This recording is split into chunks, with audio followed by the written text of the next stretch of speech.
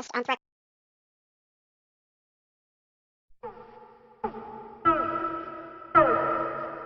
Try to live my life every day. Keep out of strife, come what may. I try to do unto others as I'd have them do to me. But it can't be done for everyone, and now it's plain to see. You are a cunt, a big bad stinking cunt. Say it ain't true, but he'll tell you you're a motherfucking cunt. You are a cunt, motherfucking cunt. Everybody knows from your head to your toes you're a big bad stinking cunt. I try to be real nice, say it twice, be real nice, even though it is hard to keep up this facade. And now I see, dearie me, what a hassle this would be.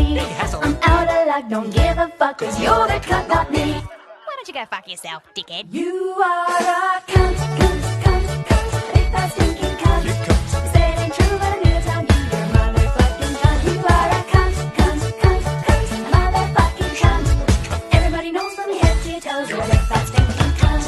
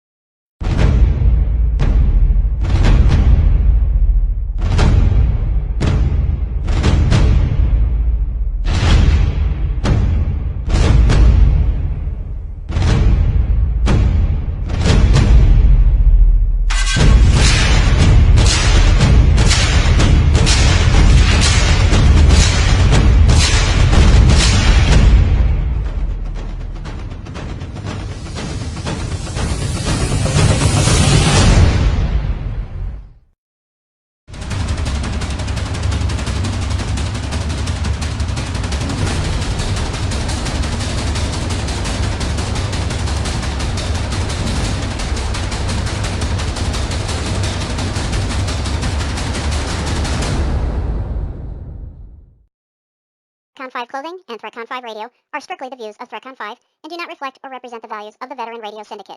If you get offended by anything you hear on this show, please feel free to go fuck yourself. We thank you for listening.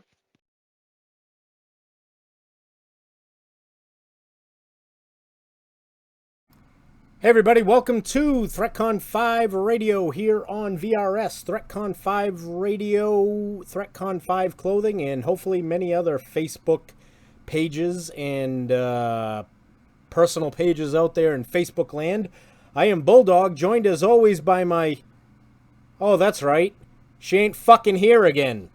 So it's just me. Again. But that's alright. You know why? Because I can hold this shit down. Judy is not here tonight because Judy has decided that it was more important to be out on the road for her job than to be here where she's supposed to be on Monday night. But that's alright. That's alright. I got a good show planned for you all tonight. I've got a special guest that's going to be calling in at the bottom half of this first hour. I'm going to open up the phone lines later on and allow everybody to call in if they want to tell me about something that's going on in their life that might be good. Might be stupid.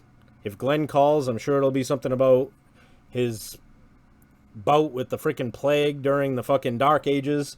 Who knows? It's just going to be another Threatcon 5 radio night with just me, just Bulldog, no Judy. But that's all right. But I'm pretty excited about the interview that we got coming at the bottom of the hour.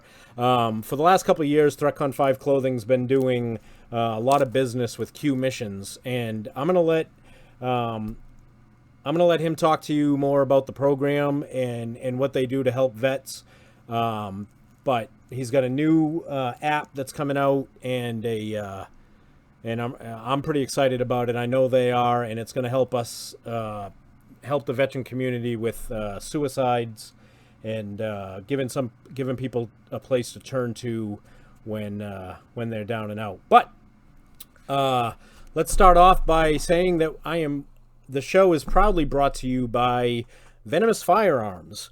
where you can get all kinds of great firearms at good price and know that they are being sold to you by someone that actually understands firearms. Venomous Firearms is a company ran by a veteran.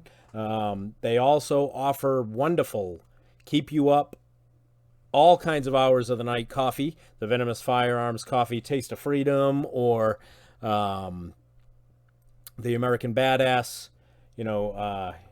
So check them out. Go to venomousfirearms.com and buy yourself a firearm if you're living in a state that hasn't got fucking stupid and won't allow you to freaking carry one. Also brought to you by beardbqsauce.com. Beard Barbecue Sauce, veteran owned and operated out of the great state of one of the fucking Dakotas. I don't know. Ran by an Air Force guy. He doesn't know shit about like fucking weapons or anything like that, but they damn sure know how to do barbecue. So check it out, beardbarbecuesauce.com.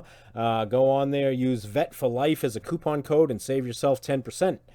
Also, Threatcon 5 clothing, of course. Log on to threatcon5clothing.com and pick up yourself a nice t-shirt, sticker, hat, Mike Harmon Racing shirts, or the All Vets Advocate shirt, or anything else that's out there. Go on and use coupon code GRENADE at checkout and save yourself 10%. So anyway, like I said, I have a big show planned for you tonight. I want to tell you that, man, my week has been absolutely crazy. I'm prepping to get Uncle Si here. He'll be up here on Friday night. Going to be spending a little over a week here. We've got the big race on Saturday up at Loudon with the New Hampshire Motor Speedway. And I'm going to take him out on the lake and drop him over the boat on Sunday. But no, on a serious note, we got a lot of good stuff planned. So next week's going to be really fun. Si will be here as a guest host on Monday night with me. I don't know if Judy's, planning on being here. This is how it all starts. They've got, oh, I can't make it because I'm sick. And, oh, I can't make it because I'm fucking driving. Or, oh, I can't make it because I'm not going to make it to the hotel in time. Typical fucking Air Force shit. But whatever. It is what it is. We'll make do. We've got the normal douche of the week. We've got some stories that we're going to go over, and we're going to take call-ins tonight. So I look forward to it. I want to start off with a little bit of a rant right now, though. There is a lot of people who are all up in arms about what is going down at the border. Okay? First you had our dingbat freaking congresswoman out of New York, U.S. Representative Alexandria Ocasio-Cortez, who went down there and cried outside a parking lot for a while and, staged a bullshit photo shoot. Then she actually went down and claimed that the illegals were being forced to drink water out of toilets. For the first time since she's been in office, she has actually said something that is actually somewhat true. Anybody that's ever been to a jail or a prison or seen it on TV sees that in order to keep space within the jail cells, they have this unit that is a sink on top and a toilet down bottom. The water that comes out of the sink and the water fountain is potable water. They can drink out of it. They can, wash their face on it. It's not toilet water. Okay? But this has led all the left-leaning fucking liberal douchebags out there to actually believe that our Border Patrol agents are mistreating the people at the border. Now, that gets compounded by the fact that Vice President Mike Pence was just down there, and these immigrants or illegal immigrants, I should say, are at the cages that they're in. They're quote unquote cages. It's basically like, if you haven't seen it, it kind of looks like when you would go into your company headquarters down at your motor pool, and you had your cold storage area, your area in which you had your locker to keep your TA-50, or your normally the arms room was back there, and there was gated off areas for the supply room, gated off areas for each platoons, equipment, whatever. That's what it looks like. They're not, by any means, they're not in cages. Okay, they're in rooms that have locked doors and metal for them to be able to be contained. And they're standing there and they're yelling, "Oh, no showers, no showers, no showers." Look it. First of all, I got a little bit of a couple words for these illegal immigrants, and I wish I could speak Spanish as well as Beto O'Rourke and Cory Booker, but I can't. So I'm just going to try to do this in English and hope that you understand it. I'm sure you had a fucking shower at the house that you left to travel illegally through countries in order to get here. So if you wanted a shower that badly, maybe you should take your ass back home and fucking take one. Okay? I'm just seriously at the point right now where people don't understand that all this stuff that's going on down there at the border, these people were attempting to enter our country illegally.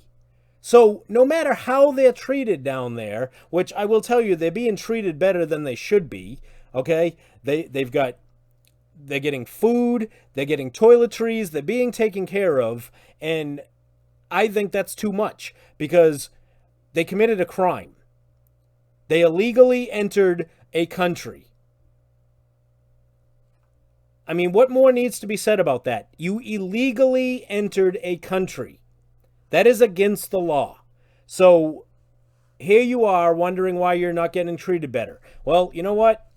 I could give two shits. And for all these people that are standing up saying, "Oh, well, we need to treat these people better," then open your fucking house and let them come live with you. Because no, we don't. What we need to do is build the freaking wall, have only 2 points of entry, or however many roads that leave the United States and enter into Mexico that are major checkpoints. Those are the only entry points that need to be amongst this wall, and that's where you need to go through. You want to claim asylum? Hey, that's fine. Claim asylum. But come through the legal port of entry. Don't be coming here illegally and then trying to claim, "Oh, I'm claiming asylum." Well, you already broke the law. So you're already a criminal in the United States. So get the fuck out. Don't let the door hit you on the way out. And don't come back. I frankly don't give two shits about what's going on at the border. Everybody that wants to throw up their arms and say that we need to be taking better care of these people need to realize that there are veterans living on the streets. There are normal citizens living on the streets. There are men and women and children that go to bed at night without a belly full of food because they're too poor to be able to afford to eat more than 1 or 2 meals a day. We have veterans that are committing suicide at a huge rate of, I mean, it's an epidemic that we need to come to with a solution with, okay, before we start worrying about what's going on at the border. We've got individuals that are being misdiagnosed by doctors that are going and shooting up schools and doing all these other things, and we're worrying about illegals. Seriously, when did we stop caring about the United States of America? When did we stop caring about our fellow brothers and sisters? When did we stop caring about our neighbors and the people within our communities? And that's what we have right now. We have too many people that care more about the illegals than they do about what's going on in our own neighborhoods. And that's got to stop. Okay? So we've got that situation. Earlier this week, if you haven't heard, two state senators, one from California and one from Texas, decided it would be a good idea to voyage down to the border and feed the illegals that are stuck at the border. When was the last time you saw a local, a state senator or a U.S. senator feed the homeless? When have you ever seen one of these self-entitled, overpaid douchebags actually open up their hand and feed someone in America? let me tell you, if you go and do it, there's probably some ordinance that is passed by one of these douches that tells you that you are not allowed to feed the homeless in a public park. So you get arrested for trying to do a good thing. But they can cross the border to do something that we have not given them the right to do. Because right now, the problem that's going on in this country is that there's too many U.S. and state senators that have forgotten what their job is. And their job is to be the voice for and by the people. They are employees of the state citizens and the U.S. citizens of this country.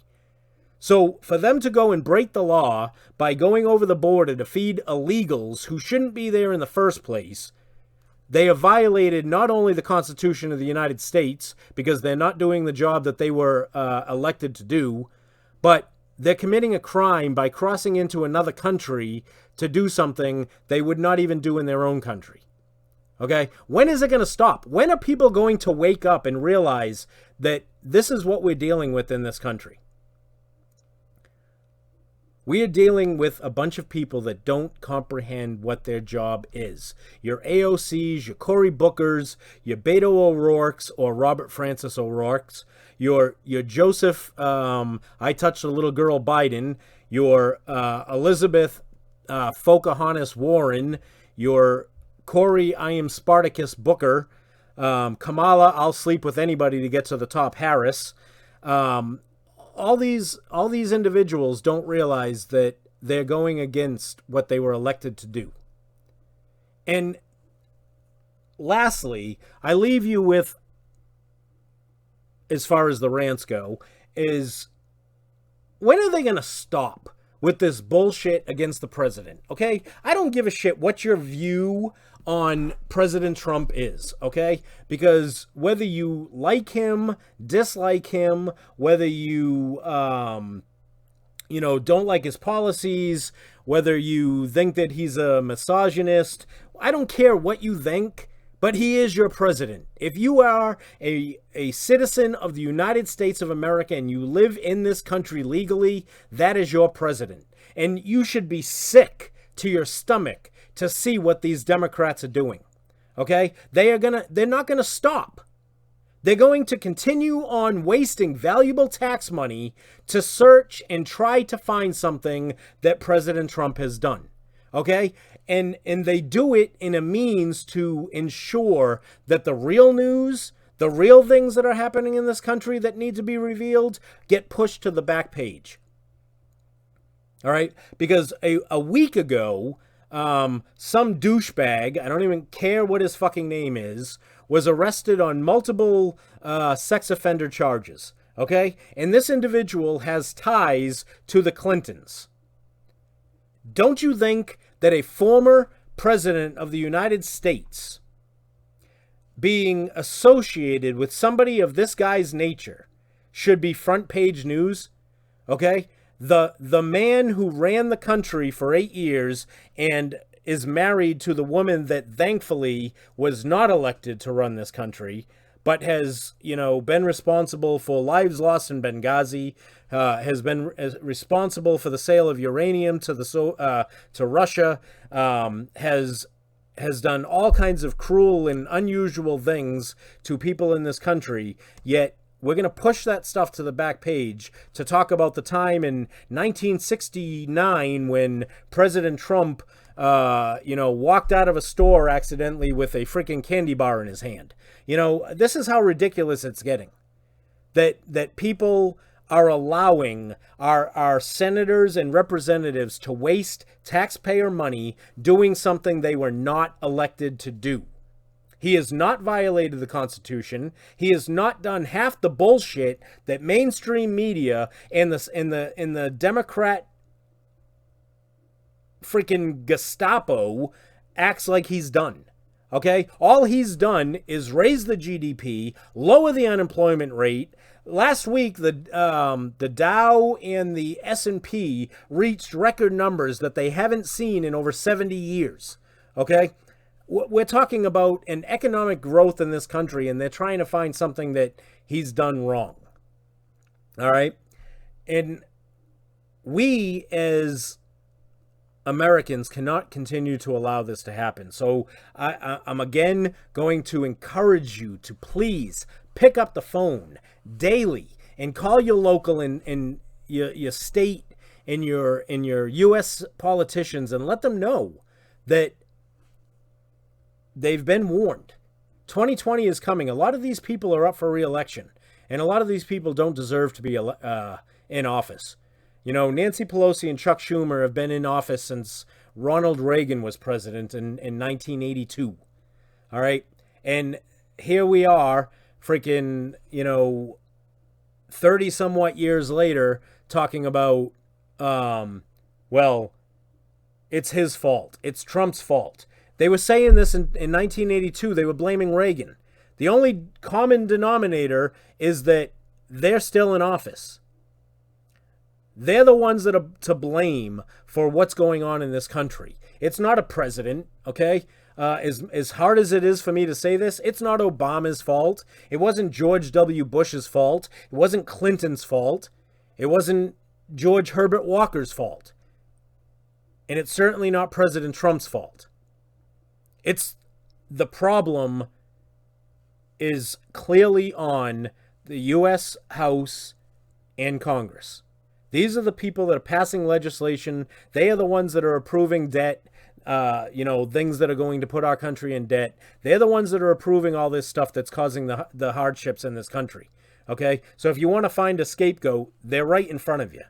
And they are daily on the news trying to tell you otherwise. And for whatever reason, some of these liberal left-wing cockamamie douchebags believe it. And I don't understand for the life of me how people can be so naive to believe that it's anybody else's fault but our congressmen and women. Okay? Watch some of the C-SPAN interviews that are going on where you have, I don't know what his first name is, but Senator Gates has been, and it's Gaitz. He's been very vocal in the last couple of weeks about things that are going on, to the point where he actually, in the middle of them talking about some border patrol thing, he apologized to the individual who was there and told him, "I'm very sorry. Okay, I'm sorry to have you," or maybe that wasn't actually him.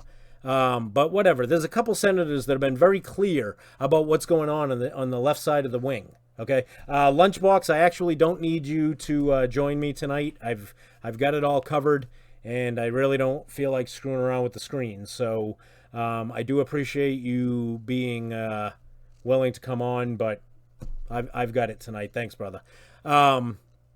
So we're almost at this time. So let me. I want to read to you the bio of the individual that's going to be coming on here just before he calls in. It's quite lengthy because apparently somebody didn't understand when I said sent me a quick bio. But as I'm reading it, you'll understand why it became so long. So Sergeant Quinones joined the Marines straight out of high school. There it says it right there. He's a Marine, so that explains why I asked for something simple and I get a fucking book. He excelled in boot camp and MOS school, volunteered for 1st Angelico, passed the Angelico basic course, and I could be saying that wrong, but I really don't give a shit because it's my show, my rules. If I pronounce something wrong, get over it.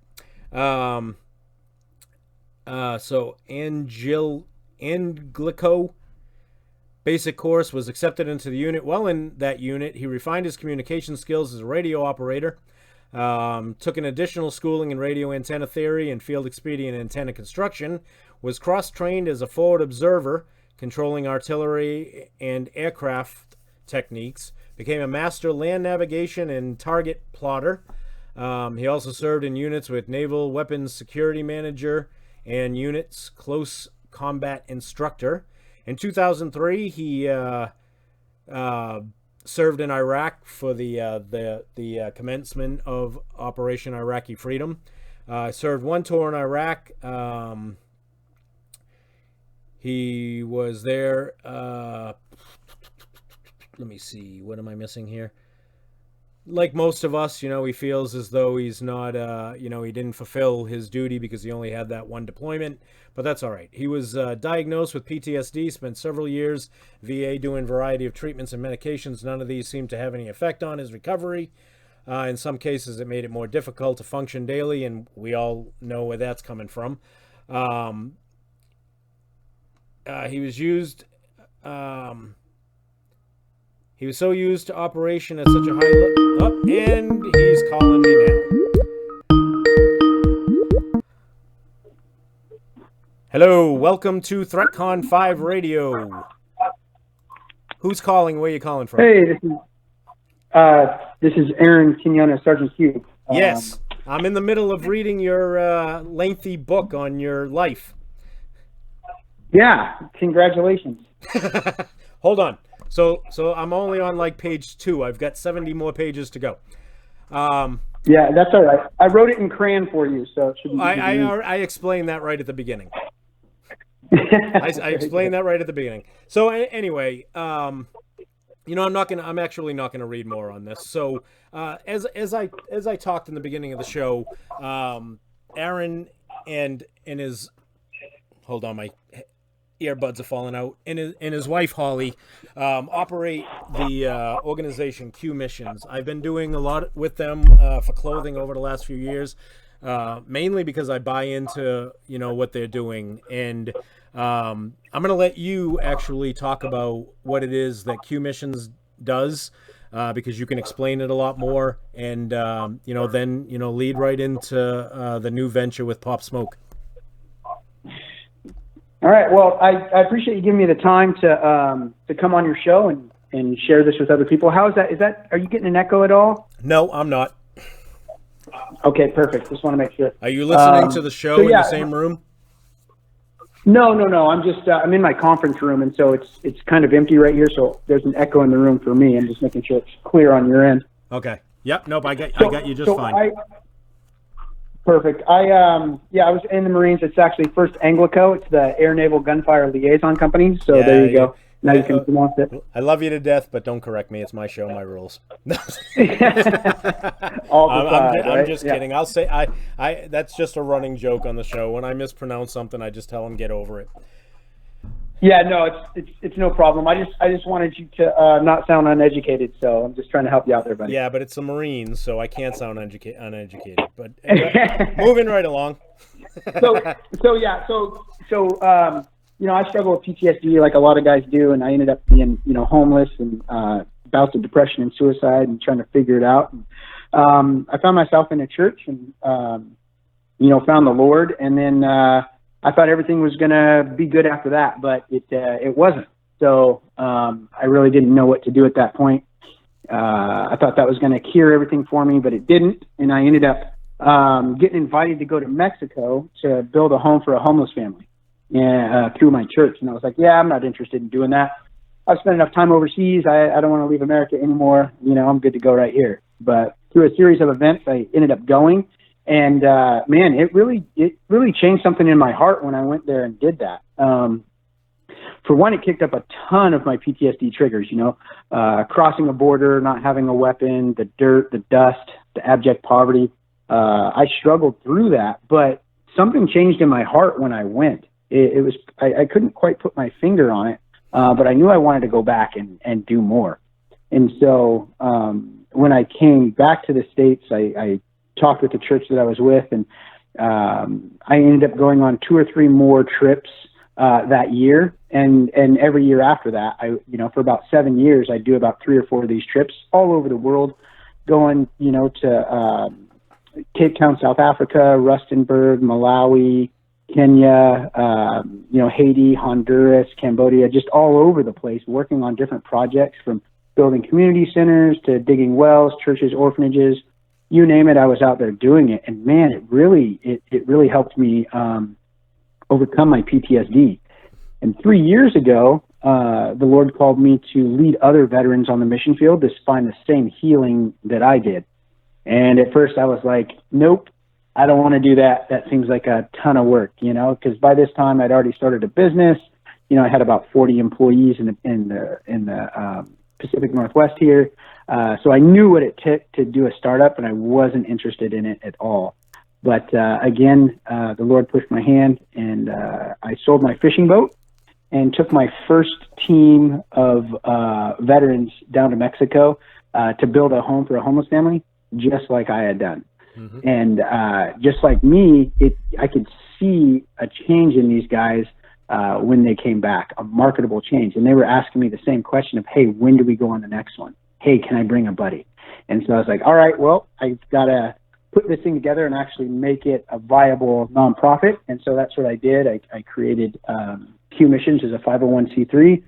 And I started doing more than just taking guys down there to build a house. I actually started teaching classes and teaching them all the things that I had learned over the years about healing through service. And so I created a whole curriculum that we teach. I put the guys back in squads, just like we were in the military.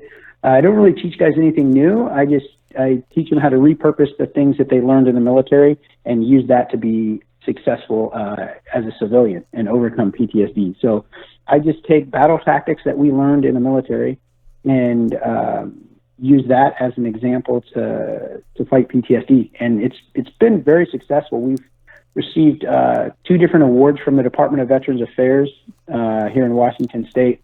And then 2 years ago, I was named Seattle's hometown hero for the work. So it's helping a lot of guys, not just here locally, but guys from all over the country fly in to go through this program that we put on called Operation Restore Hope. Yeah, it's absolutely amazing, and it's part of the reason that I've been, so I get ecstatic when you guys hit me up and say, hey, we're doing this and we need this. Not because, it brings money back to the organization. I mean, it's twofold because, you guys are getting helped out and I'm able to help out veterans with the money. But what gets me most excited about is because I know that you're going to have another group that's going to be heading out and taking charge of their own coping mechanism, trying to find a way to get through the triggers. Most recently, most recently, you were in Cambodia and Mexico, right? Well, so just this year, I've been in Cambodia working at the Children at Risk Center that we built. Then we did Mexico, which is Operation Restore Hope, and then I went to Brazil with a team, and we built a church on the Amazon River. And so that was really a scouting mission for me. I went and checked out so I could bring guys next year. So I went with another team to scout that out. So most recently, I was in Brazil. Oh, okay. I didn't know about that one. That must have been where you guys were at when I couldn't get a hold of you.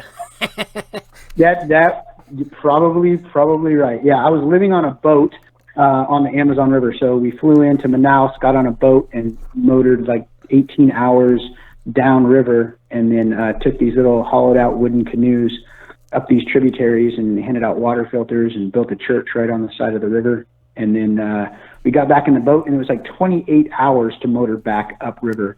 But It was epic, man. It was really cool trip. So it's. I haven't gone on one of the missions. I was invited, and unfortunately, I wasn't able to make it out to it. But so before we move into the Operation Pop Smoke, do you wanna tell the listeners how they can, if they would be interested in going on a mission with you, how they do that?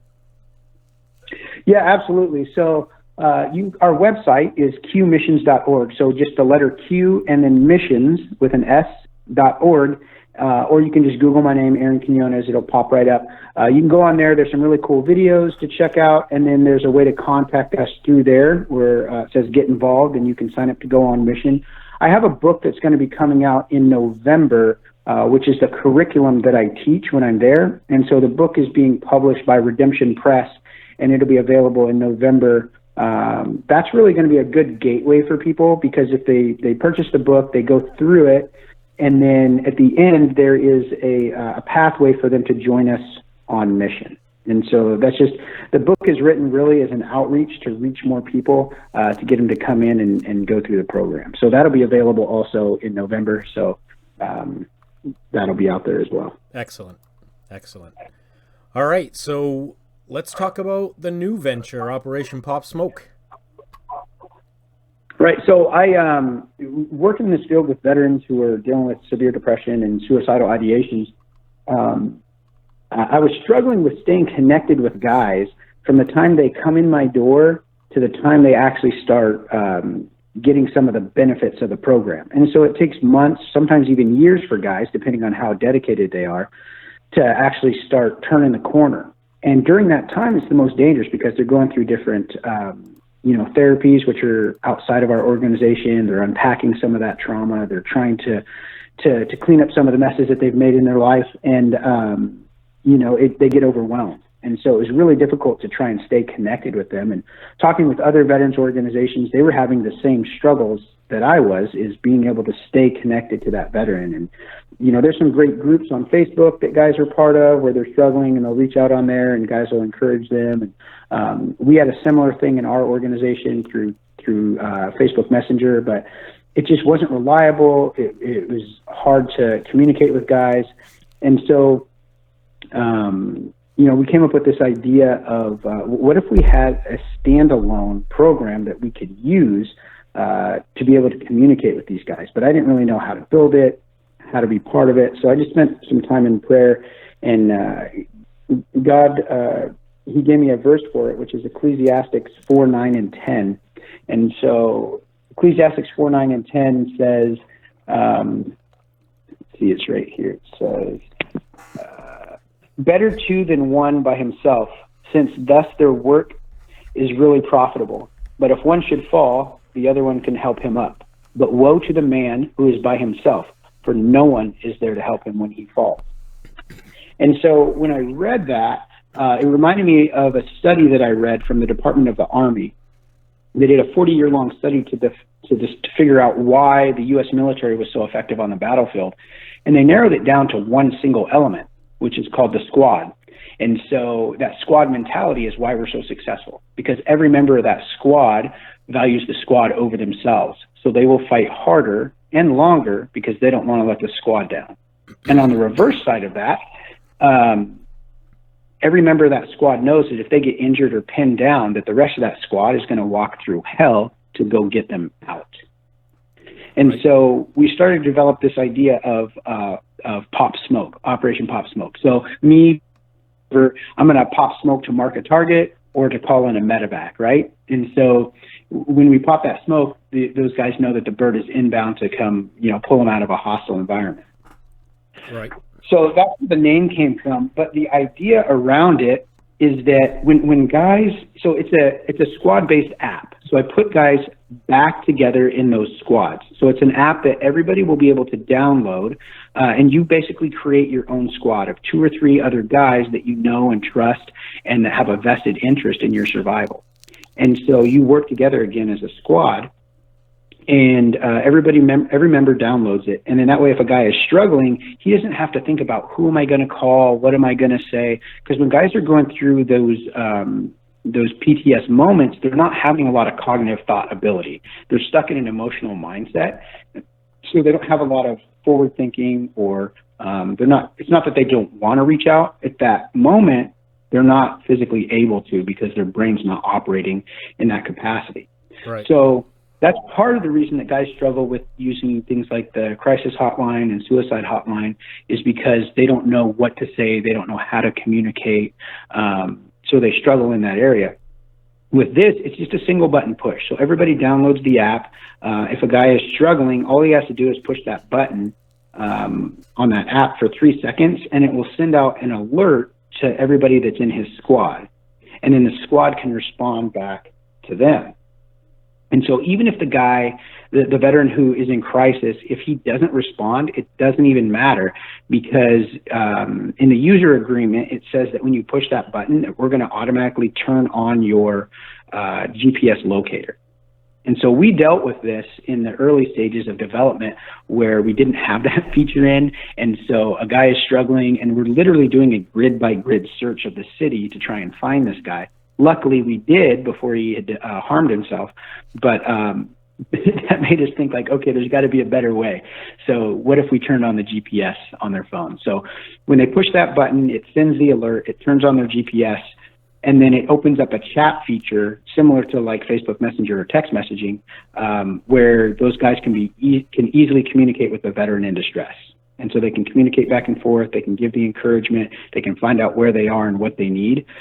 And so when we developed it, I was trying to figure, how does this fit into mental health? How does this fit into what we're currently doing? And the way that I looked at it was this is the next progression in emergency first aid in America. Very similar to the Heimlich maneuver, CPR, and the AED system. So 86% of choking victims fully recover once they receive the Heimlich maneuver. And 96,000 people survive cardiac arrest every year because somebody properly administered CPR. And the same with the AED system. Over 500 people annually survive a cardiac arrest because somebody used the AED system to keep them alive. And I thought, well, why do these systems work? And it was really simple. It works because it puts the power to save a life in the hands of the average person, the hands of the person that's closest to the victim. And it gives that person the ability to keep them alive long enough for professional medical treatment to arrive.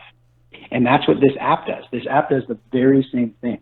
It gives the power to save a life in the hands of the people closest to the veteran. And it allows them to keep that veteran alive long enough to get them to the professional help that they need. Because once that squad arrives, they can assess the situation and decide, what does this guy need right now? Does he just need some encouragement? Do we need to get him back on his medication? Do we need to get him out of this, domestic violence situation? Do we need to get him into inpatient treatment? They can assess the situation right there, which helps on a multitude of levels, because that way he doesn't have negative interaction with the police or law enforcement. He doesn't have negative interaction with emergency aid services that may be called. He doesn't have negative interaction with the family members that are trying to intervene, because these are guys or gals that this veteran knows and trusts and already has that shared experience and built-in relationship. Yep. So that's basically the nuts and bolts of how this whole Operation Pop Smoke came about and the usability of it. Yeah, it's absolutely amazing. I've been preaching for hell as long as I can remember, and a lot of people probably get tired of me saying it. Is one of the biggest things out there when dealing with this is that let me back up for a second. I don't know if you remember this. It was a couple years ago. I launched a shirt because everybody wants to throw out the "I got your six." Everybody Yep. throws out the "I got your six." Well, that's fine and dandy if you do actually have their six. If you don't have their six when they actually need it, well, then it's just words. So I had thrown out, and excuse my French, the "fuck your six, I got point." We know who deals with the struggle day in and day out. We know who is, in a bad relationship. We know who is dealing with suicidal ideation. So why are we not reaching out to these people day in and day out just to ask the simple question, how you doing? And I think what your app is doing is doing exactly that. It's putting not only the ability for the individual to reach out to people that are on his level or her level, but it's also giving them the sense of, I don't have to worry about finding somebody. All I got to do is hit a button, and I know they're going to be there. And Yep. and that's amazing. That is alleviating a lot of the issues of, well, I'm just, because like you said, people will not want to call the crisis line because they know all the negativity that's associated with it. They don't want to reach out to certain people because they get that feeling of weakness. If you're in a squad, everybody knows the strengths and weaknesses of everybody. Therefore, hitting a button, there's no active weakness here. It's actually a strength because you're not letting your squad down. So I love it. I absolutely love it, and I can see this being a huge instrument that's going to change the suicide epidemic we have in the military, in the veteran community, and in active duty. As long as people are able to get this out. Now, what's the what is your plan on going national with it? Is it just going to be maintained within your organization? So when I originally developed it, it was going to be just for my guys that went through my operation. It was just something that that I was going to use internally. But as I went through and started developing it, I met a suicide survivor, Tony Dayton. And so my wife and I, previous to that, we had spent about $10,000 of our personal cash to create a beta version that we were using. The functionality was okay. It was a little clunky, but it was working just for our organization. So I was slowly putting away more money to be able to add other features and just make it a little bit more snappy in its response. Because there's actually 3 buttons available. There's red smoke, white smoke, and then there's radio check. So radio check is just like you talked about, where you can just hit guys up, just hit the button, and then everybody has to check in. If somebody doesn't, then we start looking for them. White smoke is, hey, I'm mildly struggling with an issue, and red smoke is emergency, right? And so originally it was designed just for Q missions and just as a tool for us to use internally. But I met Tony Dayton, who attempted suicide when he was in country, and he's an Army veteran, and then struggled when he got out. He got his life straight, and now he is a huge veterans advocate. He's also works for a mortgage company, but he's a huge veteran advocate here in the Northwest, and I think he's going to be the incoming commander of one of the VFW posts out here in Washington. But he came to me and said, "Hey, I heard this news organization did a story on you about this app. Me and my guys from my post, we would love to have this. Because he runs several different PTSD groups." And I told him, "Hey, I'm really sorry, I don't have it available. I don't have the money to build it out on a platform large enough to help everybody. Right now, it's just internal for my organization, and other nonprofits don't really want to partner with me because, unfortunately, there's a lot of competition between nonprofits for resources and for veterans. And so a lot of times I find that they don't. On the surface, they want to work together, but when it comes to spending money and resources, not so much. Right. But that's a whole nother story. So I kind of told him that, and I just sat on it. Well, he calls me about 3 days later that one of his guys had gone off the grid, and he was going to look for him. And please, can he get the app because they really need it? And so my wife and I sat and prayed about it. And we're like, gosh, what if we built this out for everybody? What does that look like? What is that going to take to do? And then that's just where we left it. Well, he finds his guy. They get him into the VA hospital. He's going through a severe mental health issue. And then he basically skips out of the VA hospital, climbs a radio tower, and is attempting to commit suicide by jumping off this radio tower.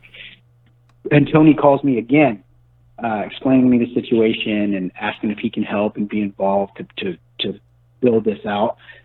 And, my wife and I, we prayed about it, and it costs about $80,000 just to build this out, just to build out the infrastructure for the app to where it can hold, 300,000-400,000 users.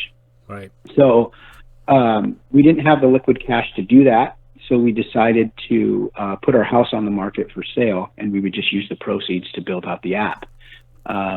Tony calls me the next day, and his friend that had climbed the radio tower, they were talking him down, and they put the basket up there for him to grab on. And when he grabbed on, he slipped and spun out and ended up falling and dying anyway. And so it was gut-wrenching knowing that we were so close to that veteran and so close to being able to help him, and the app just wasn't ready yet. And so that's when Tony and I sat down. We had a heart-to-heart, and I said, "Look, man, I can do this, and I'm willing to put my house on the line to build this out because I know it's going to help guys and save lives." I said, "But I can't do it alone. You have to come with me, and you have to be part of this process." And without even blinking, he said yes. And so him and I developed a team for Operation Pop Smoke. We created a whole nother LLC which is a limited liability corporation. And the reason we did this is because we didn't want other nonprofits to see us as competition or vying for their resources and things like that. So we created it as an LLC, so it's a separate entity completely from our ministry, and that way we can. It's going to be available for all veterans, but I really want to target veteran organizations because they have the infrastructure to be able to help these veterans with more than just the app. They can provide other resources. They can get them into job training. My program works to help veterans heal from PTSD. But you know what? There's a lot of programs out there that help a lot of guys. And I don't want to be in competition with any of them. I just want to be an advocate. I want to provide them a tool that they can use to be able to better serve their veterans and keep them alive. That's what I want to do. And so by creating Pop Smoke, we're creating the very first of its kind first aid response for suicidal ideations. Nothing like this has been done before. And so we're as we're going, we're having to explain this new concept to people because a lot of times, trying to work with the government and trying to work with some of these Veterans Administration organizations, they basically just want to take it and turn it into a suicide hotline where it goes to a bank of operators and things like that. And we're already doing that, and it's not having the effect on target that we need. And so by bringing it back to what we know is successful, with the squad and the squad mentality, we're going to have a lot more success. The fail-safe for this is that we're speaking to a couple organizations right now that run, it's very similar to a suicide hotline. And I can't mention their name right now because, it's going through their legal department to make sure that they can partner with us. But there's a couple organizations that, what if that squad member doesn't answer up, right? So right now there's a 5-minute time clock on that red smoke. So what if for some reason none of the squad members answer up in that 5 minutes? Well, our system is going to automatically default to this other organization that mans phones 24/7 that'll be able to help that veteran as a fail-safe. My goal is that it never gets that far, but if it does, that's our fail-safe. So I was a master parachutist in the Marine Corps, right? And so we always jumped, and we had that main chute that we knew was going to open. Right. But every single jump, we also had a reserve chute. And so we just hoped we never had to use it. And that's basically what this default line will be the reserve chute that if for some reason these guys don't pick up for whatever reason, that it'll auto default to a something similar to the crisis line. That's good. No, that's awesome. I love what you're doing. When the Operation Pop Smoke thing came in, Holly had told me a little bit about it. Didn't get in depth as you did, but I'm sold on this, and I think that this is something that's really going to make a difference in the veteran community. The people listening and watching the show right now are sharing your Kickstarter, and fantastic! That's wonderful. And definitely getting the word out. So this is what it's about. Veterans helping veterans. I believe in your motto. Healing through service.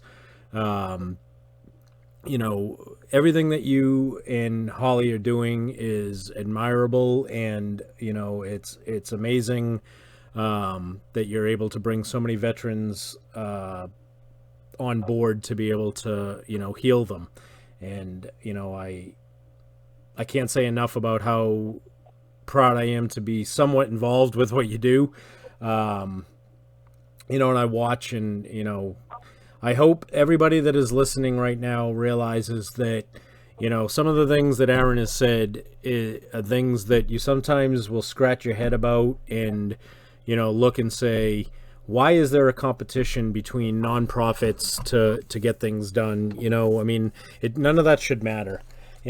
We should all be working together to, achieve the mission, and the mission is to save lives. We're part of a family. We were part of organizations, the Army, the Marine Corps, the Navy, even the Air Force, that were based on brother and sisterhood. So we can't let our family down. And this is This is a great start, man, and I wish I had a whole bunch of money I could throw at you to help you out with this, but you know the deal. It's not that easy. So here are the numbers, right? I'm a numbers guy. I'm a business guy, and so I'm a numbers guy. And so I looked at it. There's 18.2 million veterans in America right now. Mm-hmm. That's a huge number, right? And so for this, for this thing to become sustainable, I need about 90,000 users on the platform, and then it becomes sustainable, meaning that it pays for the development and it pays for the team. But right now, Q Missions, our ministry, our 501c3, there are no paid positions in that organization at all, right. Myself included. So nobody gets a paycheck from that. We're all 100% volunteer. And right now, the team that's working on Pop Smoke, because I've got to have a media director, a director of technology, a COO, a sales guy. So I've developed this team, and they all believe in the product, and they believe that it's going to save lives, and that eventually it will become sustainable. And so with 90,000 users on the platform, that's kind of when we hit that mark of where we're not profitable yet, but at least it's paying its own bills. Because right now we're operating out of my office. I'm footing the bill for all the travel and media that we need to buy and all of that stuff, which is fine. I'm happy to do it. But with 18.2 million veterans in America, people don't have to donate $5, $10, $20,000 to make this happen. I mean, it'd be great if they did, but realistically, I mean, if you went on there and you donated $20, $50, if enough people did that, we'd hit our goal pretty darn easy. With 18.2 million of us, we just got to get it in front of people. And the call to action would be to not just share it, but go on there and actually donate some money to it, and then share it and say, hey, I donated money to this because I believe in it, and then share it out and encourage your friends to do the same thing. Because in social media, a lot of times people think, oh, well, I just shared it and, I did my part. Well, you did, but you didn't really have effect on target. Right. Effect on target would be putting some money toward the production of this, or toward the development of this product, so we can get it out in front of people, so they can actually start actively using it. Our launch date goal is going to be in November. So on Veterans Day, that's our launch date goal. And so right now on the Kickstarter, there's several options you can do to help fund it, and there's different award levels. The lowest level is the $12, which is it gets you your 1 year subscription of the app, and then there's different levels from there. So if guys are hearing this and they're like, this is a great idea, I want a copy, they can go ahead and go on there and sign up. Put their $12 in, I think is what it is, and then they'll get. Basically, it's a pre-order for the app. So the app is going to be. We're looking at a price point between $1 and $2 a year.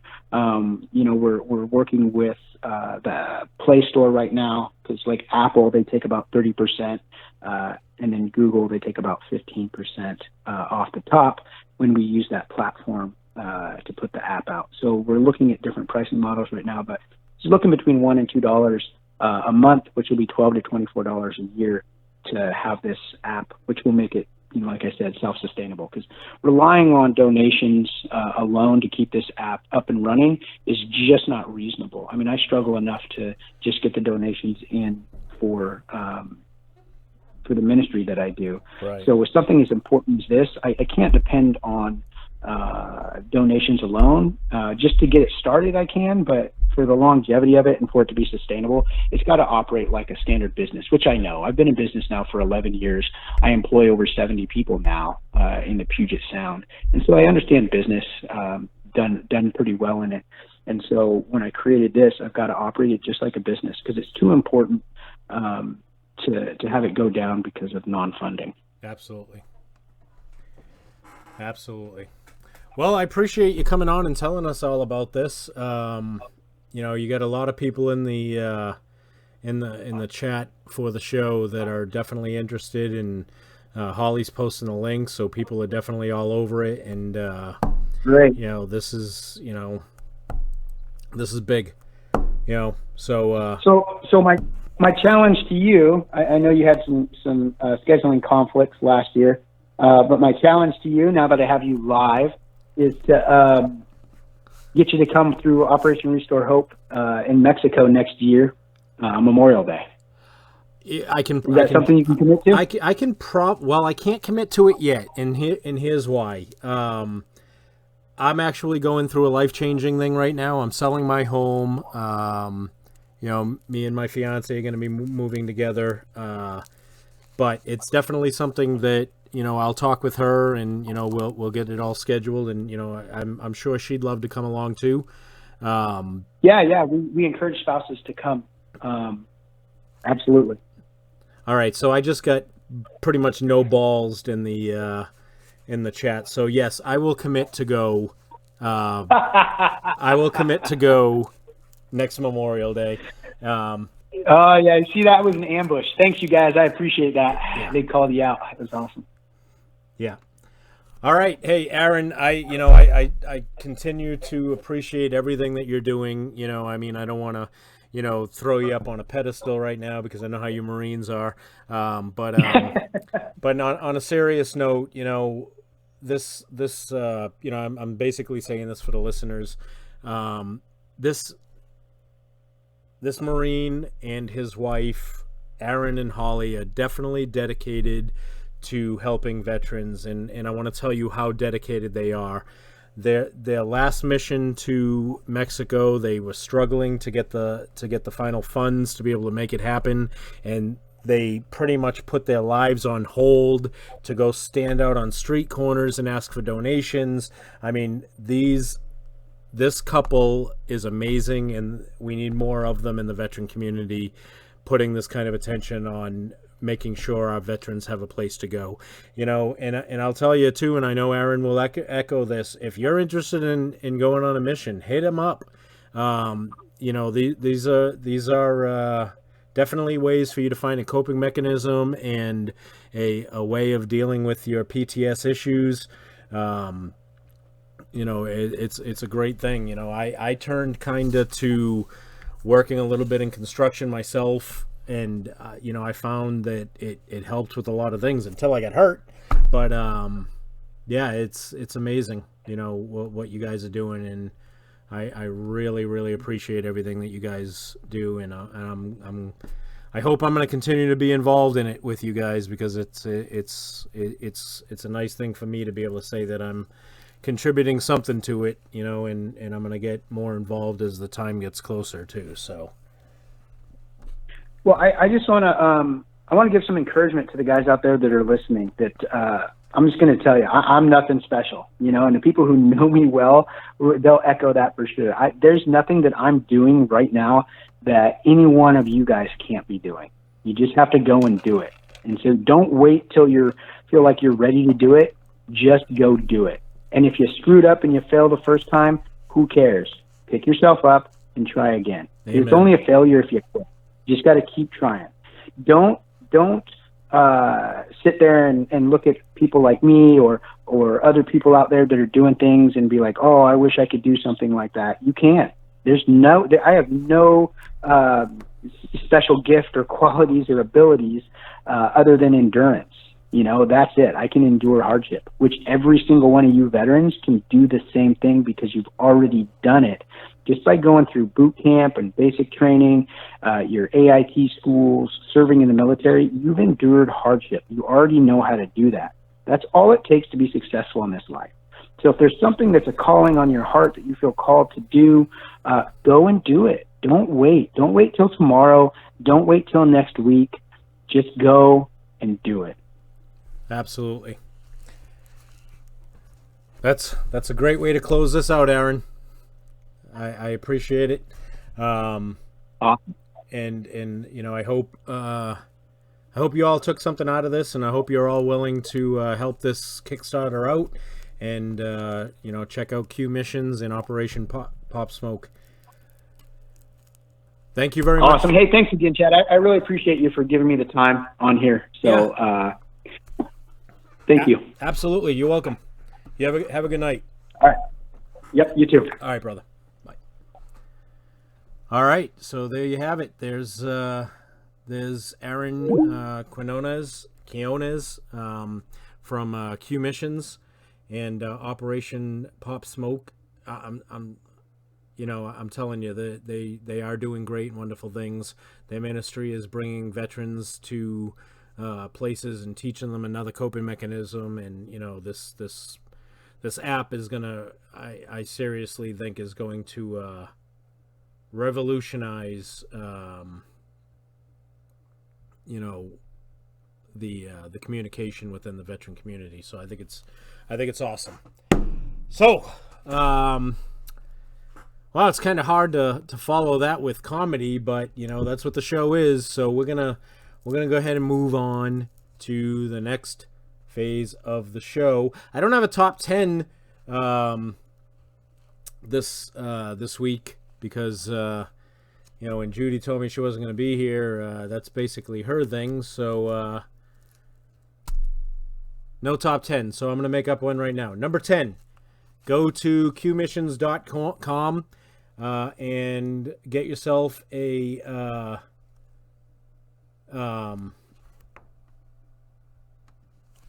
get yourself involved in the ministry for a mission.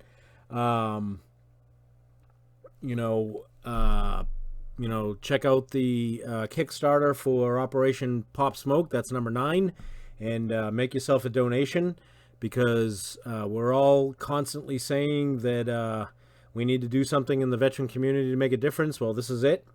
Number 8, I want you to log on to beardbq.sauce.com and buy yourself some barbecue sauce, whether it be the mustard, the bourbon, or the Carolina Reaper. I love the Carolina Reaper. I made some chicken with it the other day, and I'm going to tell you, you guys have seen me eat some very hot stuff on this show, and I'll tell you what, the Carolina Reaper sauce has a little bit of a kick. So go buy some of that. Number 7, log on to venomousfirearms.com and order a firearm or some coffee.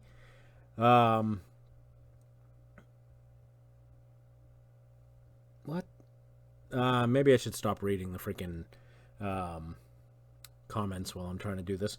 Number 6, log on to Threatcon 5 clothing and get yourself an N22 shirt. Or a what the hell is it? All Gave Some shirt. We need to close these out. Okay, so let's get those closed out. Number, what am I on? 5? I don't know. Make sure that you tune in every week to Threatcon 5 Radio here on VRS, Threatcon 5 Radio, and Threatcon 5 Clothing. Number 4. Let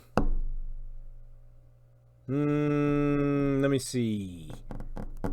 Number 4. What can number 4 be? Oh, don't log on to Pornhub and get a subscription, because if you do, you won't you won't show up to your radio show on Monday nights like you're supposed to, because you're too busy freaking, I don't know, flipping the bean or spinning the hits of the 80s, 90s, and today.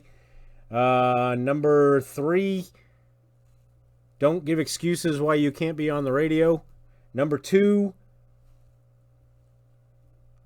I can't even come up with any more. But seriously, everybody, make sure that you're checking out the sponsors of the show. Make sure that you're checking out, Q Missions. Listen, I mean, this one last thing I'm going to say. I don't want to keep, tooting the horn, but, they're selling their house, so that they can fund this type of thing. I mean, if that doesn't show, a dedication to wanting to help veterans and prevent another suicide, I don't know what else does. Holly and Aaron are great people, and he could say that he's not anybody special, but you know what? I disagree with that. Anybody that's willing to go to these lengths to help a brother and sister, I think they are pretty special.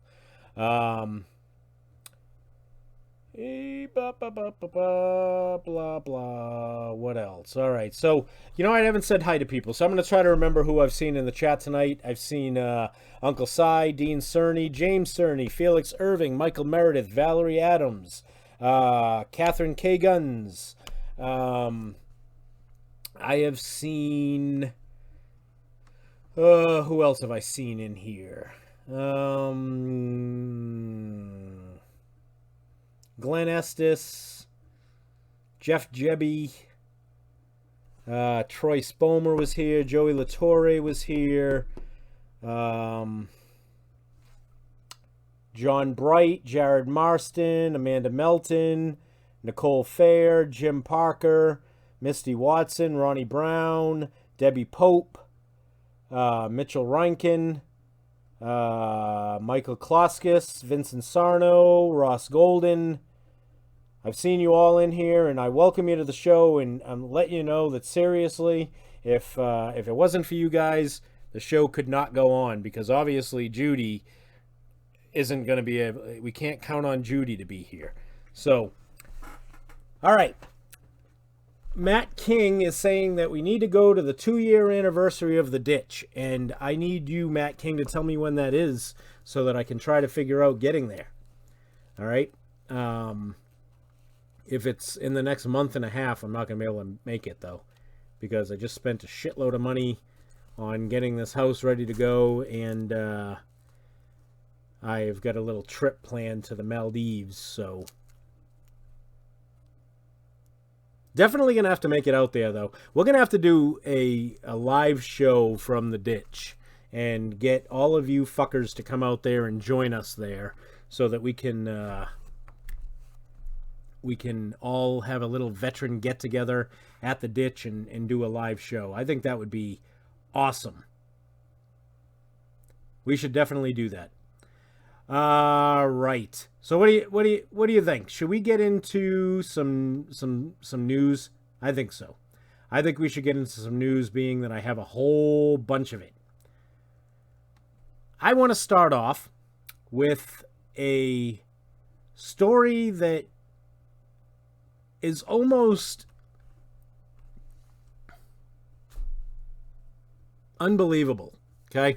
But it does come from Tennessee, so maybe it's a little believable. Those people out there are a little backwards.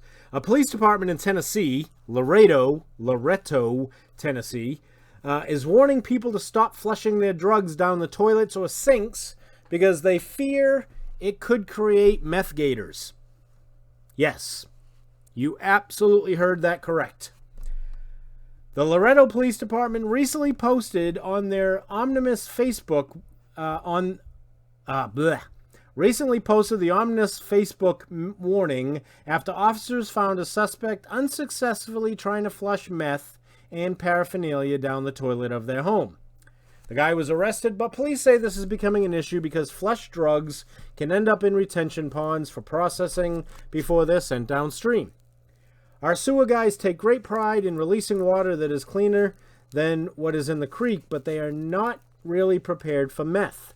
The police department wrote on social media, ducks, geese, and other fowl frequent our treatment ponds, and we shudder to think that one of them might be hyped up on meth and what it could do. Now, I want to remind you that there was a guy down in Florida who was feeding meth to his pet squirrel, and, the squirrel was just fine.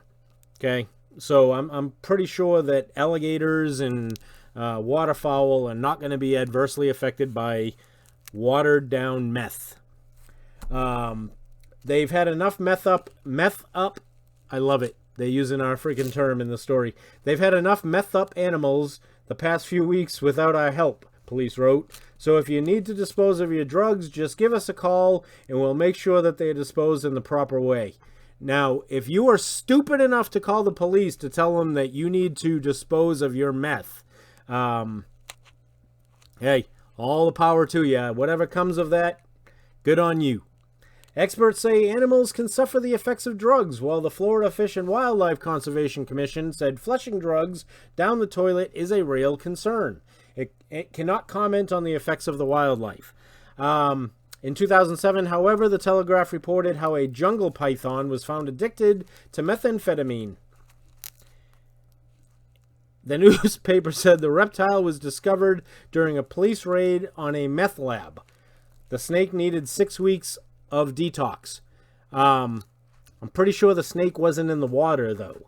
I mean, do these people really think that methamphetamine is not going to be like freaking watered out and watered down, being flushed down a toilet through, water pipes and into lakes and, I don't know. I think the Loretto Police Department are probably as stupid as the people calling the Loretto Police Department to report they need to get their drugs taken care of.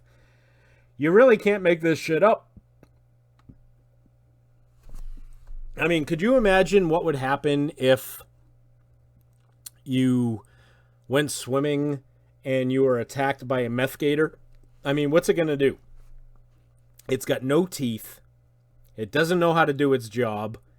It probably doesn't even know that it's going to freaking bite you anyway because it's too freaking methed up on drugs. I don't know. I think they're making a bigger deal out of this than they should have. Considering the possibilities of meth gators is making me want to flush drugs. But we don't have gators in Indiana. Perhaps a meth groundhog. Yeah, John Bright, that sounds good. Try that. All right, moving right along. Some parents, I think, need to be sent to classes after they have their child removed from their custody, and they need to basically be flagged so that they can never procreate again.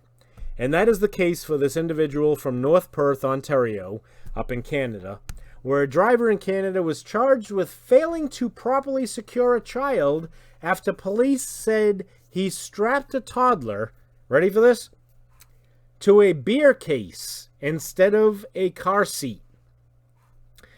Ontario Provincial Police pulled a 22-year-old driver who has not been identified early Tuesday morning, according to Canadian TV News. I think that's what CTV is. Anyway, police say the 2-year-old child was also in the car, sitting on a 30-can case of beer.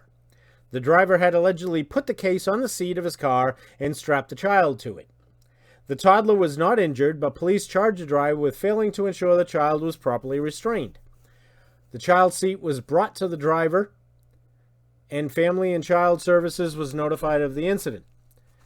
The Ontario Ministry of Transportation notes the Province Highway Traffic Act requires children under the age of 8 to use a certified child seat or booster seat with different regulations depending on their height and weight. So apparently what they're saying is a 30-pack is not considered a proper booster seat for this particular child, especially a 2-year-old that I'm assuming does not weigh enough to not be in a child seat. But that's fucking hilarious. You can't make this up. You really can't.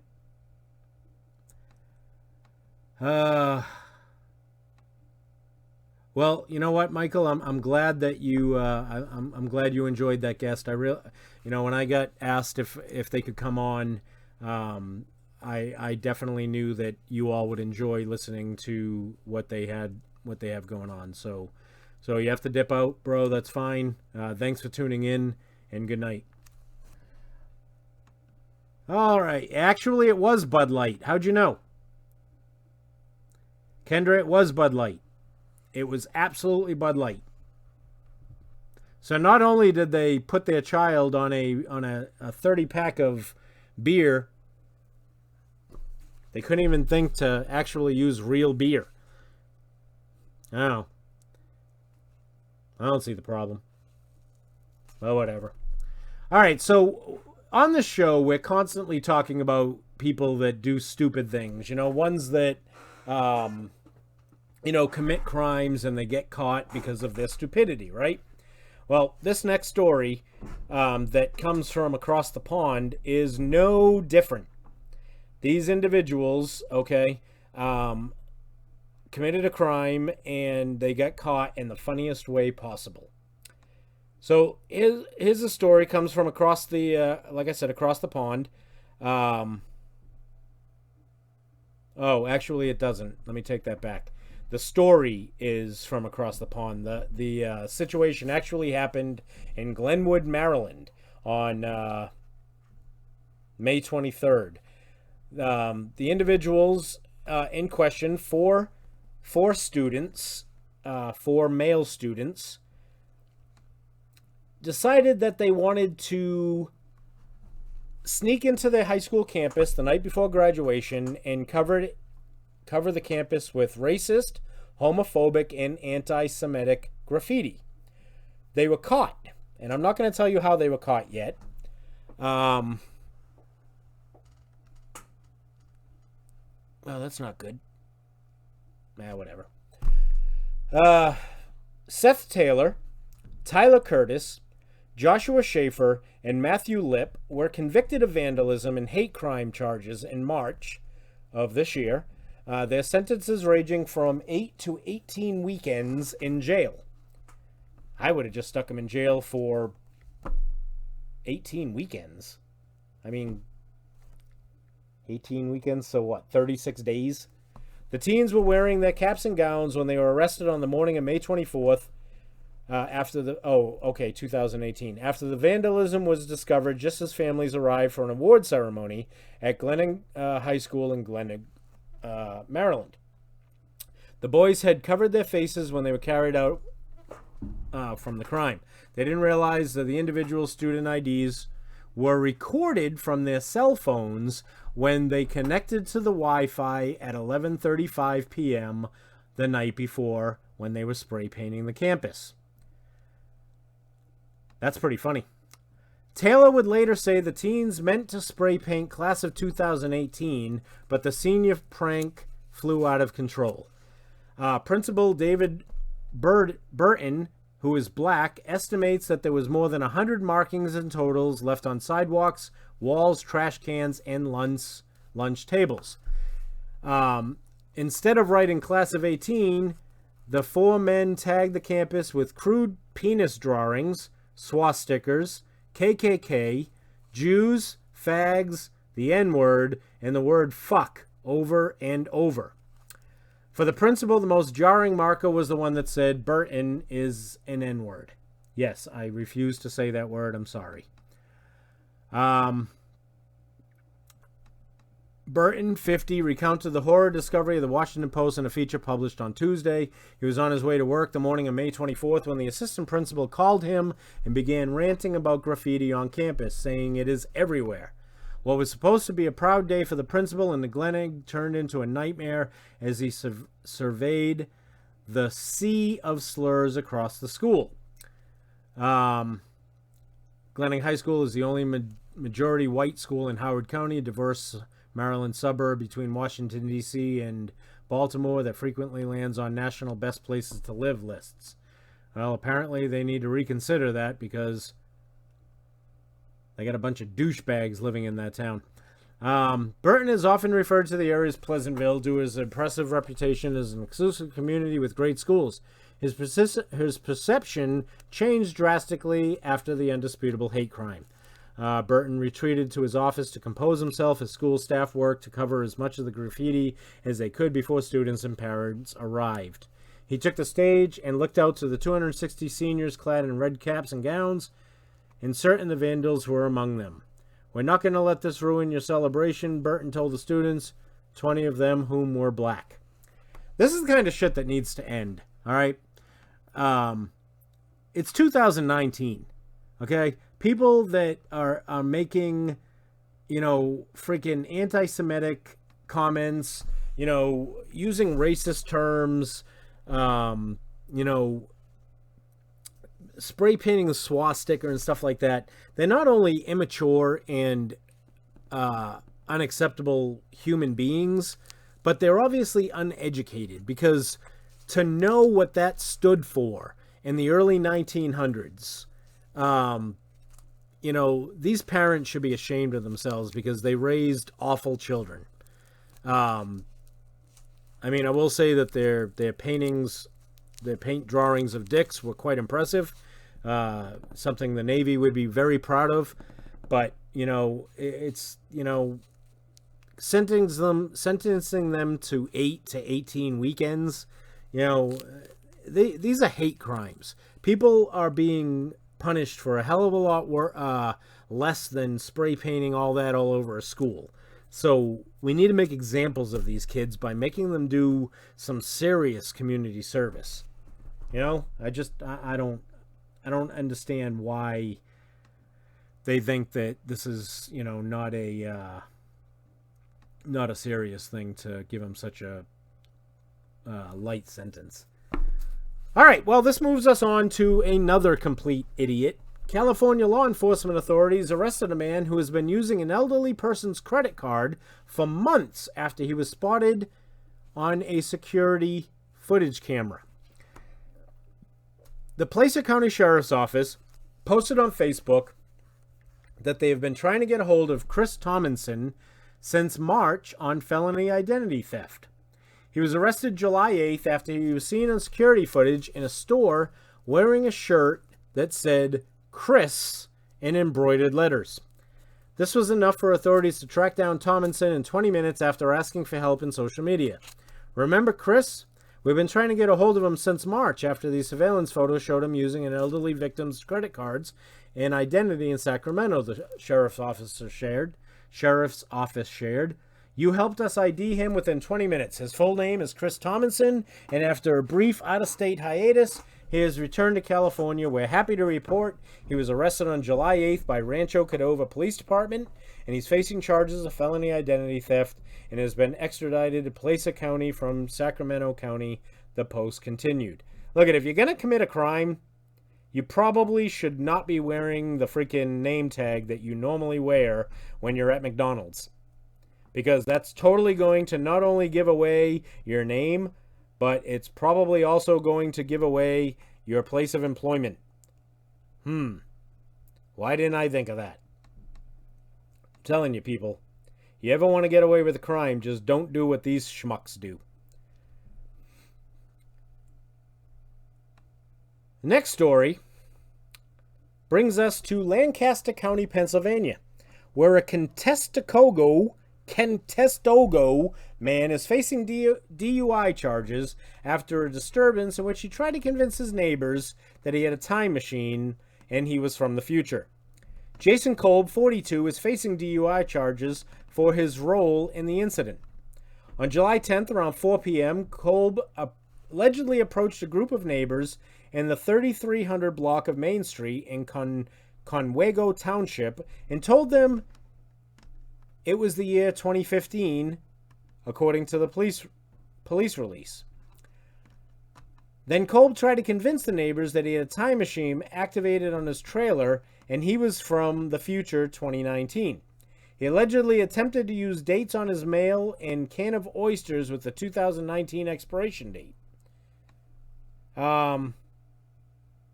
Yeah, that's right. This story is actually from 2019.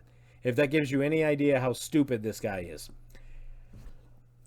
Police arrested Kolb, who was found to be wanted on a simple assault warrant out of both Lancaster and York counties. During his arrest, police also noted he was found in a possession of a small baggie of white powder. Anybody want to guess what was in that baggie and what the white powder was? It was obviously some sort of freaking cocaine, because anybody that is going to try to convince somebody in 2019 that it's 2015 and that he's from 2019 is obviously smoking some good shit. No, Vincent Sarno, it is not chalk. Not chalk at all.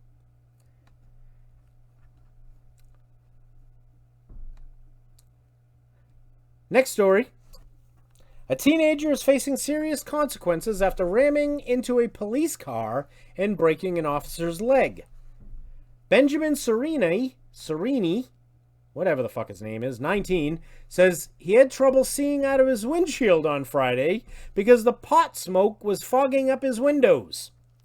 Serini admitted he was trying to flee police near Melbourne, Australia, after smoking cannabis in the car with some friends.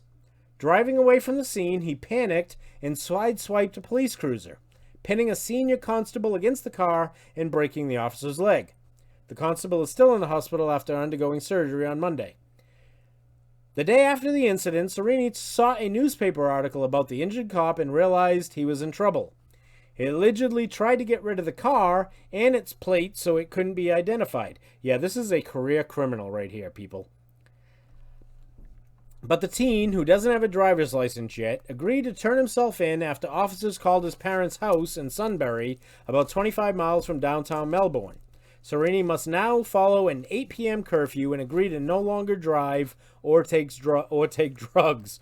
He initially faced 14 charges, including ramming an emergency vehicle, assaulting a police officer, conducting endangering life, and unlicensed driving. Instead, he will participate in a drug education program with strict requirements, including weekly check-ins with police and an agreement not to associate with anyone else involved in the accident. Serini's father, John, told the court he discovered Benjamin was using drugs about 3 years ago, but only realized he had a problem 8 months ago. Medical marijuana is legal across Australia with a prescription, but recreational use is still prohibited. In the U.S., where 11 states have legalized recreational marijuana, there have been scattered arrests of stoned drivers. As marijuana legalization spreads across the country, more police departments are working to change the perception that it is okay to drive under the influence of cannabis. The stakes are high. A 2018 Colorado Department of Transportation study found that after legalization, highway deaths in Colorado involving drivers with marijuana in their system increased from 75 to 139. But that's from 2014 to 2017, so they don't really have an accurate number to show. So that's bullshit. Listen, if you're going to smoke weed, don't get behind the car. All you got to do is freaking go to the fridge and eat some food. Get fat. You'll be fine. Woman accidentally eats a cockroach. Oh, really? I guess I can't talk about this one. There's actually no story. So I'm going to make it up as I go along. This woman, I'm going to go off of what is here. Okay, and I bet you my story is probably going to be better. So this woman is walking around her house, and this cockroach jumps in her mouth. What does she do? The only logical thing you can do: spray bug spray in your throat. What could happen? Well, I can tell you what had happened. She ends up in the emergency room and is nope. You can't make this up. This is the first Florida freaking story of the night, okay? Woman shoots freaking bug spray down her throat after accidentally eating a cockroach. Because that makes sense. You know, I mean, if you've already eaten the cockroach, let it be. It'll die in your stomach, okay? The acid will kill it. What makes somebody think that the good idea is to go ahead and spray bug spray down your throat to kill an already ingested freaking cockroach? This is like Mother Nature's way of dwindling down the freaking population of dumb people. All right. I've been waiting for this story to come up all night because this one is absolutely amazing. This guy deserves criminal of the fucking decade. Guthrie, Oklahoma. Police in Oklahoma say they found a rattlesnake, a canister of radioactive powdered uranium, and an open bottle of Kentucky Deluxe whiskey during a traffic stop of a vehicle that had been reported stolen. Yeah, there's a lot of charges here. The traffic stop happened June 26th in Guthrie, about 30 miles north of Oklahoma City. Guthrie Police Sergeant Anthony Gibbs told Oklahoma City TV station that police don't know why the uranium was in the vehicle or how it was obtained, though uranium ore can be bought on Amazon. Gibbs say police also found a gun in the console and a terranium in the backseat containing a pet timber rattlesnake. Gibbs say the driver, Stephen Jennings, was charged with possession of a stolen vehicle, transporting an open container of liquor, and driving with a suspended license. Jennings remains jailed in Logan County. Now, I guess it's not illegal to have the rattlesnake or the uranium in the car. So, good on him. He avoided a couple charges. But I'm guessing that we're not going to hear too much about good old Steven anytime soon because he's probably a little fuckered. Yeah. All right. Next story. I think we're going to do just 2 more stories and we're going to open the phone lines for the last half hour of the show. Woman opens fire at the DMV because the line was moving too slowly. Makes perfect sense. A woman was taken into custody after shots were fired outside a Kansas City, Missouri Department of Motor Vehicles. Kansas City Police and Platte County Sheriff's deputies were called at 11:20 a.m. to the office of 6400 block of North Crosby. Some witnesses told authority that Vanessa Ritchie, 34, complained about the wait time. It was crowded in there, a lot of people said. Minutes later, Hustler and his 12-year-old son got to the Parkville DMV. Frustration over lines turned into a fear of shooting. She was cussing. She was upset at the staff. She fired 2 shots from a handgun in the parking lot after getting frustrated inside. I'm so concerned for my staff and the customers, said Terry Harris, who manages the DMV. She said Ritchie walked to the counter and demanded a duplicate ID, saying it was a matter of national security and the president's life was in danger. She allegedly said, "What do I have to do? Grab a gun?" I checked with the woman behind me and said, "Did she say what I thought she said? That doesn't sound good." Hustler said she followed Ritchie outside. She grabbed a gun, fired it into the island in the parking lot, and she told her she was getting back inside. That's when she took his truck and pulled up behind her, boxing her in. There were a lot of people inside. My son was inside, and I wasn't about to let her back into the building. His son and others inside behind the counters, hid behind the counters and back rooms. An off-duty officer confronted Ritchie outside. While she shouted commands, Hustler came from behind and tackled her. I'm not sure what would have happened if the off-duty officer hadn't been armed, or had not been there. I'm still kind of shocked that it happened. I know the DMV is always a frustrating place, but I didn't think anyone would ever try to shoot up the place because danger to other people. Witness Molly Foster said. The sheriff's office said charges of unlawful use of a weapon were filed against Ritchie, and that is all it says. Now, like a lot of stories we read on this show, there's some questions that need answering. Okay? Like specifically, what kind of drugs was she on? What kind of drugs was this woman on? Because I'm guessing there was a lot of them. Anyway. Okay. 2 more stories. Dixon, Illinois. An Illinois mother was arrested after concerned residents noticed she was driving around the neighborhood with 2 kids on the roof of her car inside an inflatable pool. If the guy in Oklahoma is getting criminal of the decade, this woman is getting mother of the decade. Police say Jennifer Janice Yeager, 49, was driving westbound on Illinois Route 2 with a blue inflatable pool on the roof with 2 children inside the pool. Officials say Yeager drove into town to inflate the pool at a friend's house and had her 2 young daughters ride inside the empty pool to hold it down on their drive home. She was placed under arrest for 2 counts of endangering the health or life of a child and 2 counts of reckless conduct. Yeager was also cited for failure to secure a passenger under the age of 8 and under the age of 16. She was transported to the Dixie Police Department where she was processed and released after posting bond. I don't think they should have released her. I think she should have done some freaking time. I mean, that's just unbelievably dumb. You know, I mean, we've driven in the back of trucks, and, sat up on the tailgates and done all kinds of stuff like that. But Jesus, I mean, seriously. An inflatable pool with 2 children in it on the roof of your car. Great. Winner. She's the winner. She wins Idiot of the Night. That's for sure. But then there's this one. Thomas Rossi seemed like the perfect husband for 25 years.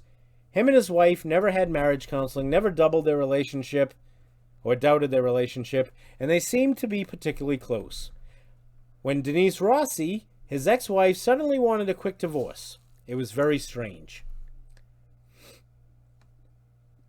Denise didn't tell anyone about the $1.3 million that she won in the California lottery, which she won 11 days before filing for her divorce. To protect these winnings, she didn't tell anyone in the case about the winnings, and that has come back to bite her in the ass. On Monday, her secret was revealed. An LA court judge specialized in family rulings has said that he strongly infracted disclosure laws for assets, and so the judge has awarded the $1.3 million to the ex-husband. It was decided the ex-wife was either doing this as fraud or just acting in spite, so the judge made his decision from the deposition where Denise said that she had hidden her winnings and she didn't want her ex-husband getting any of it. When Denner announced his ruling, it is said that tears were coming from the husband's eyes, and Denise was shocked with the result and is currently deciding her next move. This is described as karma, and it is hoped that people will now think again before hiding their assets when going through these proceedings. Denise and Thomas' views on how their marriage was going apparently very different, and said that they had been unhappy for a number of years, and this was just the perfect opportunity. Yeah. I think it's fucking hilarious. Can't make that shit up. Lose $1.3 million because you tried to be deceitful. What a cunt. I wish I had $1.3 million. But anyway. Hey, how come you guys aren't sharing the show? 41 shares? That is completely unacceptable. 41 shares. You guys forget to hit the share button? What's going on? All right. Anyway, so we're going to go ahead and open up the phone lines. Let me go ahead and get that number up here for you. We only got about 20 minutes left to the show. So if you want to call in, you want to talk about something that's going on, something you want to share, please do it. And let's go ahead and, get those calls in. Phone lines are open, 603-369-6467. Call in, share a story, tell me about something that's funny, talk about something we've discussed tonight, whatever you want. Let's do it. Let's use these last 20 minutes to discuss what's good in your life. You don't want to? Nobody wants to call? Good. Oh, that's right. I forgot there's a delay. So...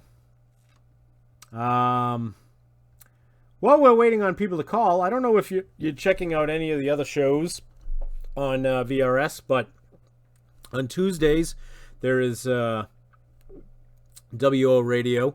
On Wednesdays is The Bar. On Thursdays is Warrior Wallet. On Fridays there's something. I can't remember what the hell it is. On Saturdays it's 1700 somewhere. On Sundays is Sports Church, the Bear News, and BV Nation, which I call Threatcon 5 Radio 2. But, who am I? So, anyway. So none of you fuckers want to call. I'm trying to open up the phone lines. You guys bitched when I closed down the lines and you couldn't call anymore. I open them up and now you don't want to call. I see how it is. Can't please you guys. Can never please you. I don't get it. I don't get it. I don't get it at all. Call in, fuckers. I gotta waste the last 20 minutes of the show.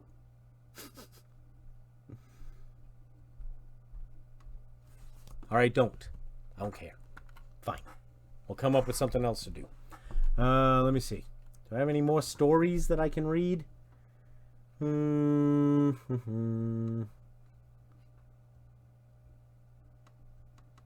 me see. Oh, you know what I didn't do? My douche of the week. Threatcon 5 Radios. Douche of the Week. All right, so here is this week's douche of the week as per me. And it's a whole bunch of them.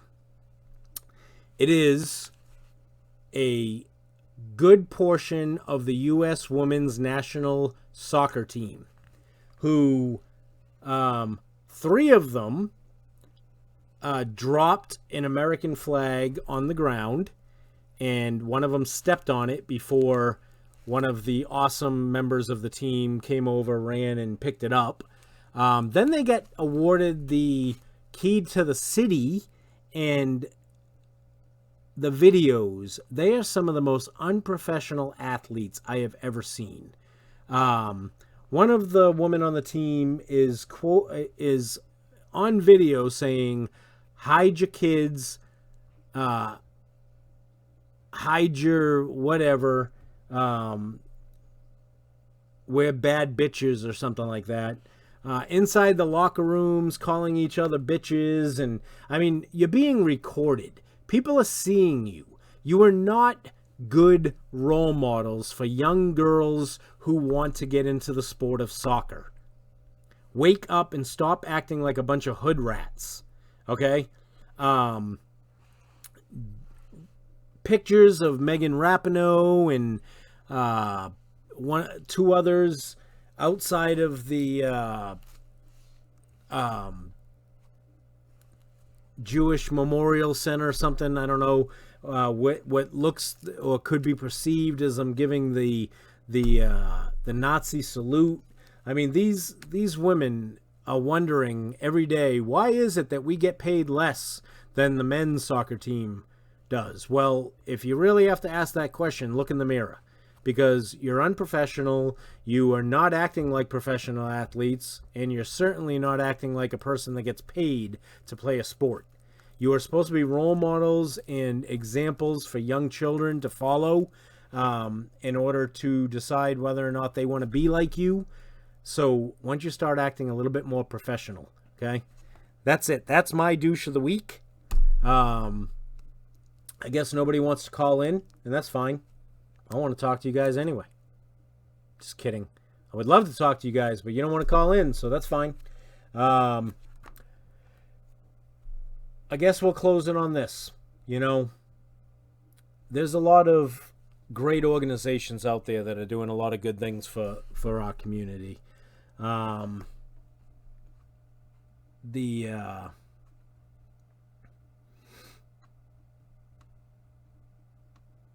The organizations like Q Missions, the organizations like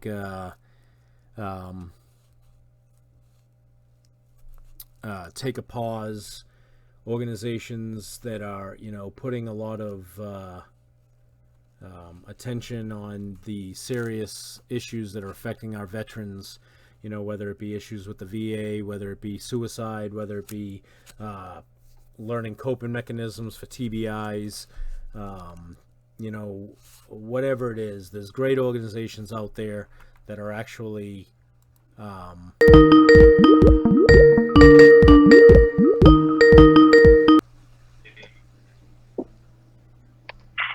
What's up? Hey, how's it going, Bulldog? I just got home a little while ago. My son had a baseball tournament this weekend, so right. So we've got lost the first round game. We've got is it Terrell or Terrell? Terrell. All right. Well, I'm going to keep saying Terrell because that's what I like to say. Okay. It's all good. It's been mispronounced my whole life. All right. So Terrell Ghoul is here. He's Gil. What? Gil. Oh, like fish Gil? Gil. Oh, well. Yeah. All right. So I've Whatever, been totally fucking destroying your name. All right. So everybody does. Terrell Gill is here. He is one of the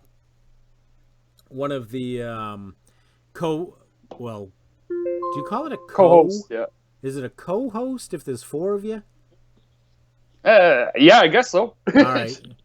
So We'll there's 4 of them. One of the hosts of the Sports Church, which if you're not tuning in, you should check that show out. You know what? I totally forgot about it last night. I should have joined you guys because I wanted to gloat that I was right. I was right again. Did I or did I not? Did I or did I not call Russell Westbrook going to Houston? Yeah, I believe that you were the one that picked that one. Yep. I told you. So Told you. yeah, So- it is what it is. so anyway, I really had no opinion on that. I follow hockey a lot more than I follow basketball. So I follow the Bucks, but the rest of the NBA I don't follow quite that closely. I hear you. So what do you want to talk about? What you got going on? Not much. I had an idea the other day with this whole Nike thing. Because I got a few Nike items, but I'm not gonna go burn stuff that I paid money for. So I was thinking I'm gonna go out and start getting some Betsy Ross flag patches and sew them over all the Nike swooshes on anything I own. Nice. That's a good one. That's definitely That's a good one. I think that's gonna be my alternative. I think people are making such a big deal about this Nike thing, and I mean, as kind of disrespectful it is to our country for them to listen to a douche canoe like freaking Kaepernick. Colin Kaepernick on his opinions on things. I mean, you got to follow the money. And I mean, if he's going to be their spokesperson and, look at, as shitty as it was for them to do away with that shoe, their stocks have gone through the freaking roof. Yeah, well, yeah, I think a lot of people that support that decision, they know that other people are going to be pissed about it, so they go out and buy all the stuff right when it's in the news. Well, what they it know comes down to try is and counter bad publicity is still publicity. Yeah, I guess. And I think that people need to realize if you really, really want to step up and get organizations like that to feel a hurt, don't give them the attention. I mean, it's the same. Like, I'll watch on Facebook, right? And people will be like, "Oh, this guy said that veterans suck, and he wants us all to die." Fire mission. Save your fucking energy. He wants attention, and you're giving it to him. Yeah, that's what he makes. That's what he makes his money on because he can't play football no more. Well, no, I'm talking about in general, anybody that freaking, don't give them the attention. They're not fucking worth it. The individuals out there that are, trying to say things or do things because they know it's going to garner them the attention they're looking for, blow them off. Ignore them. Don't give them the attention and you don't have to deal with it. No. Yeah, that's pretty much how I deal with a lot of stuff in my life is just, fuck it. Because, there's, like, people, I got some friends and stuff from hockey and stuff. They'll post stuff I don't necessarily agree with all the time. And it's just like, well, whatever. I'm not going to waste my breath trying to get into a war over this because neither one of us are going to change each other's minds. I post stuff all the time that I know people aren't going to agree with, and I don't give a shit. Yeah. Because it is what it is. I'm not in the business of trying to please people. Right. But yeah. All right, brother. Well, listen, I got other people that want to call in, so I'm gonna go ahead and hang up with you and let a couple other people call in before I'm done for the night. Sounds good, man. All right, bro. All right. See ya. All right, bye. All right. I know I had what looked like to be Glenn Estes trying to call in from a 423 number. So if you want to try to call on again, go ahead and do it. Yeah, I think it was definitely Glenn. Could have been, could have not been. I don't know.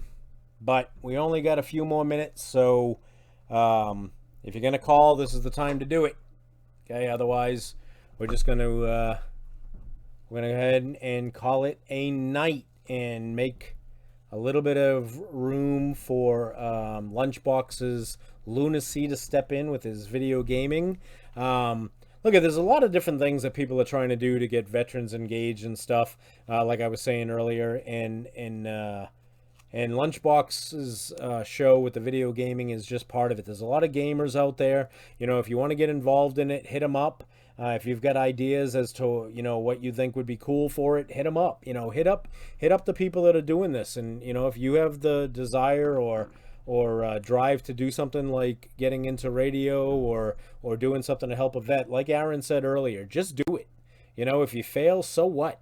We're soldiers, airmen, Marines, seamen, whatever. We're squids. Sounds better than saying seamen. So just do it. You might fail, so what? It's not about how many times you fail. It's how many times you get up, dust yourself off, and continue marching. All right, so remember that.